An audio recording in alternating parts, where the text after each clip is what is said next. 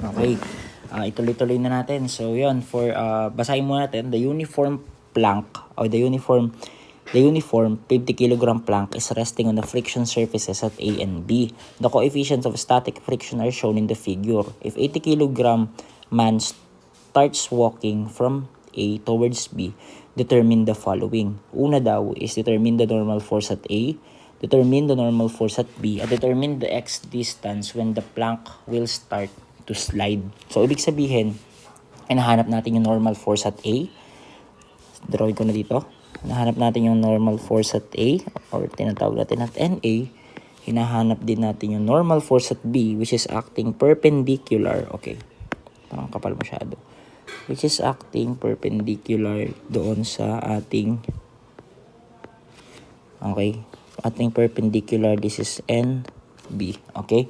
Now guys, okay, yun lang. And then, kung titingnan nyo mabuti, paano yung magiging impending motion dyan? Habang lumalakad yung tao papunta dito, ang tendency niyan, titikwas yung plank mo. If may imagine nyo, kung nandito na yung tao natin, ang magiging movement niyan is bababa ito. Tama, bababa yan. Okay? Bababa yan. And then, ito naman is magi-slide papunta doon. Kung nai-imagine nyo yan, i-drawing natin free body diagram.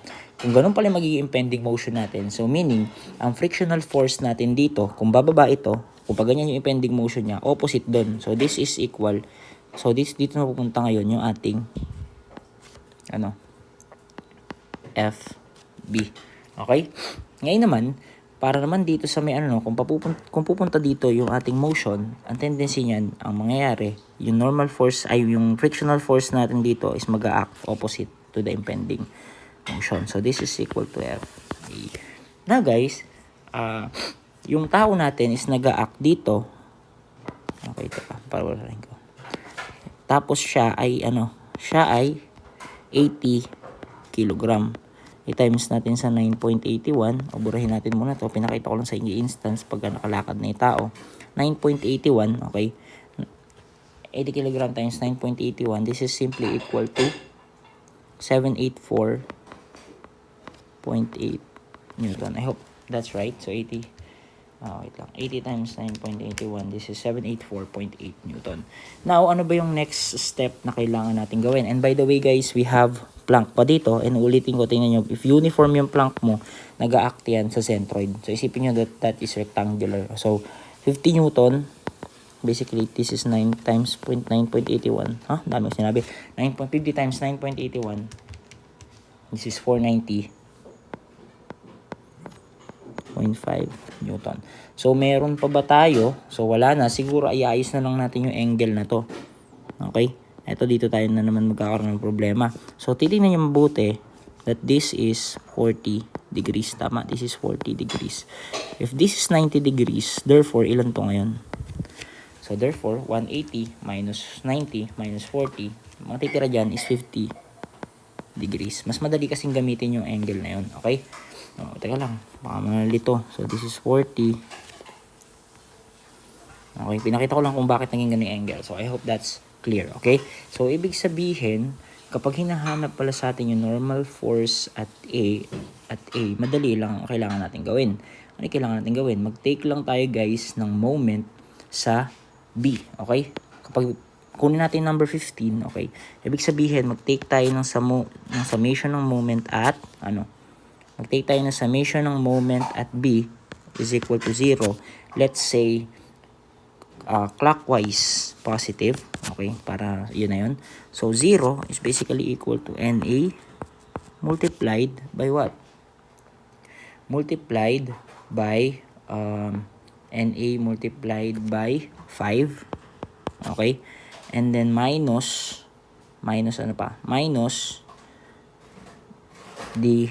yung plank natin. We have 490.5 multiplied by 5 over 2. Diba kalahati yan? And then, siguro, kapag nag-take naman tayo ng connect natin yung sa tao, x yan, so x yan dito. Okay, ang mangyayari dito, this is equal to 5 minus x. Tama? So, ang mangyayari dito, iikot ng counterclockwise din yung tao, so negative 784.8 Newton. Okay? Negative 784.8 Newton multiplied by 5 minus x. Okay? Now guys, ang kailangan pa natin gawin, so yun na ba yun? So okay na siguro. Okay? Okay na siguro tayo for that. Now, kung mapapansin nyo that yung FA natin is simply, mamaya na siguro natin sila palit-palitan para hindi nakakalito. Okay? But you know guys that FB mo is 0.5 ng NB. Tama? And yung NA mo, ay yung FA mo naman is simply equal to 0.2 ng NA. Okay? Ngayon, mamaya na natin siya palitan. Okay na tayo muna dyan. Nag-take tayo ng summation moment at B. Okay? So, para naman sa gusto ng umikot ng A, sige, subukan natin umikot ng A. Pag naman umikot tayo ng A, let's say, ikot tayo ng A counterclockwise, positive naman tayo dito. Summation moment at A is equal to 0. 0 is simply equal to NB. Okay? NB sine of 50. NB sine of 50 multiplied by 5. Okay? Iikot na counterclockwise yun. Bakit yun? Ito yun, yung magiging vertical component ng NB natin. So, NBY. Okay? Yun lang naman yun. Magkaka-NBX yan, pero magpa-pass through sa moment natin yan. So, hindi na natin ko consider. Next is yun namang FB. So, plus FB sine of 40 naman tayo. Sine of 40 multiplied by 5. Okay, FB sine of so wait lang. So this is FB sine of 40 multiplied by the moment arm na 5. Okay. So the next one is wait lang. The next one is yun namang negative, yun namang ating tao. Yun naman tao, iikot naman siya iikot naman siya ng mula dito sa B, iikot naman siya ng mula sa A, iikot naman siya ng clockwise. So, minus 784.8 multiplied by X. Okay? Minus, okay, 490.5. Okay? Multiplied by 5 over 2 is equal to 0. Okay? So, yun na. And then, para makumpleto guys, yun na mo, dahil pa nating unknowns dyan, pwede tayong umikot dito naman sa ating, wait lang, medyo maingay. So, pwede tayong umikot naman dito sa summation forces vertical is equal to 0.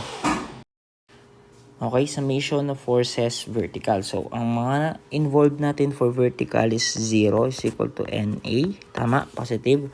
Plus the NB sine of 50. Okay, plus the FB sine of 40. And ano pa ba? And minus 490.5 yung Planck. Minus 784.4. Okay, ayan para another equation natin. And next is the summation of forces along the X naman tayo dito. So, 0, ano pa yung mga involved yan? We have the FA. Okay, minus the NB cosine of 50. Okay, plus the FB cosine of 40. Okay? So, sorry guys, medyo maingay talaga. So, sana naririnig pa rin yung boses ko. Okay? So, yun. Let's proceed. And I think, para mas maging simplified yung natin, ipapalitan na natin to, ng NA is equal to 0.2 ng, yung FA is, FA and FB. Okay, palitan na natin. Okay, for FB, palitan na natin to guys ng, ano tawag ito? Palitan na natin to guys ng 0.5 ng NB at para naman sa FA is 0.2 ng NA. Okay? I think that's it. O siguro palitan na natin. Okay? Okay. So ito, so gawin natin 0 is equal to ang NA natin. I save lang yan. So NA plus NB sine of 50, ang FB natin is 0.5 NB, 0.5 NB sine of 40, okay, minus the 490.5 minus 784.4. Okay, this is our equation number 1. Okay, actually equation number 2 na yan. Sige, lagay na natin siya as equation number 1 muna. Okay, the next thing is ito naman, 0 is equal to 0.2 NA, tama, minus NB cosine ng 50, okay, plus FB cosine ng 40, which is FB, yan you guys, FB, this will be equal to 0.5 NA, this is 0.5 NB pala, multiplied by the cosine of 40. Okay? And then, the best way siguro, para mas maiyan natin, so, ito na yun, this is our equation number 2. Okay? So, this is our equation 2. Number 2. Ngayon, kung mapapansin nyo, pwede natin silang i-simplify, di ba? Siguro,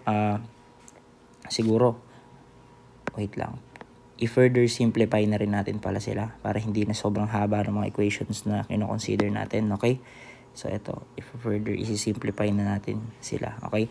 So, itong isa na to, this is equal to 0, okay? 0 is equal to NA plus NB sine of 50, okay? Plus 0.5 NB sine of 40. I-minimize natin yung negative 490.5 minus 784.4. We have negative 1274.9. Okay, ito na gagawin natin ngayong equation natin. Okay? Next is ito namang isa. Actually, pwede na itong isa na to. So, 0 is equal to, pwede na itong isa na to. Okay. And basically, if ilo-long method natin siya, okay, if maglo-long method tayo, madali lang naman yan. Okay, i-represent natin siguro yung NA. Okay, tinan mo, medyo mahaba lang. Okay, this is your equation 1 and then equation 2. Okay, for equation 1, tingnan natin na. For equation 1, pwede natin siya i-represent as NA is equal to negative NB sine of 50, okay, plus 0.5 NB sine of 40 plus, this is negative na, ililipat pala natin sila sa kabilang side. So, this is minus 0.5 NB cosine 30, sine 40, plus 1274. Okay, sorry ulit. 0.9. So, yun, medyo mahaba yan. So, this will be our equation 1. Okay, plug in natin to sa equation 2. Okay, so, equation 2, from equation 2, ito, malapit na tayo, okay? From equation 2, this is 0 is equal to 0.2. Ito na ngayon, yung NA natin is equal to negative NB sine of 50 minus 0.5 NB sine of 40 plus 1274.9.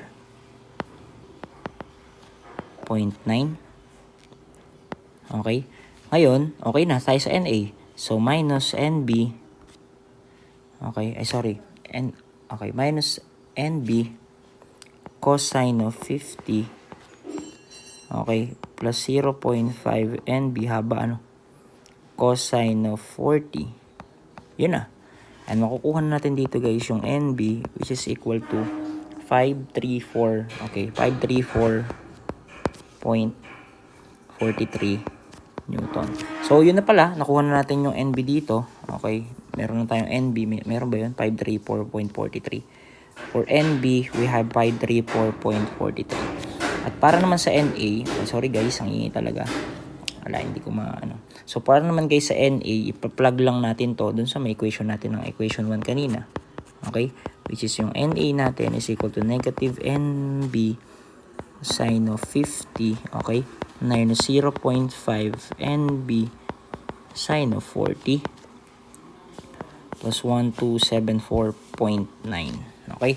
So, negative NB, sine of 50, okay, minus 0.5 NB, sine of 40, plus 1274.9. Pa-plug in lang natin yung value nun, makukuha natin that we have value ng NA na 694.14. So, ang NA natin is equal to 694.14 Newton. So, ayan na ngayon yun. Okay na. And, meron ba yun? 694.14. Ayun, lumabas. Okay? And then para makuha natin yung x, kunin natin ngayon tong equation from the moment. Okay?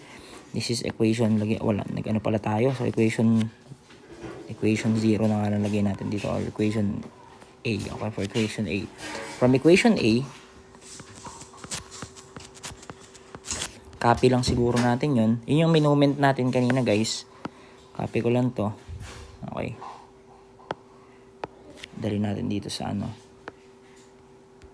Okay, from equation A, ipa-plug in lang natin yung value ng NB. Yun lang naman kasi kailangan natin dyan. Okay, for equation A, ipa-plug in lang natin yung NB dito, which is 534.43. Okay, makukuha na natin yung value ng X. And then yung NB natin pala, FB pala natin dito is 0.5 NB. Oh, yun lang din yan, 534.43. Alam naman tayo NA dyan, so yun. So, 0 equal to 534.43 multiplied by sine of 50 multiplied by 5 plus 0.5, 534.43 sine of 40, okay, multiplied by 5 minus 784.8, yun yung hinahanap natin, minus 490.5 over 5 over 2. Okay, so yun, kunin na natin yung value ng x. Therefore, the value ng x ito, isa lang lilitaw dito, no? The value of x is equal to 2.55 liters. Meron ba dyan? 2.55. We have 2.55 meters. Okay, if that's the case, okay na tayo dyan.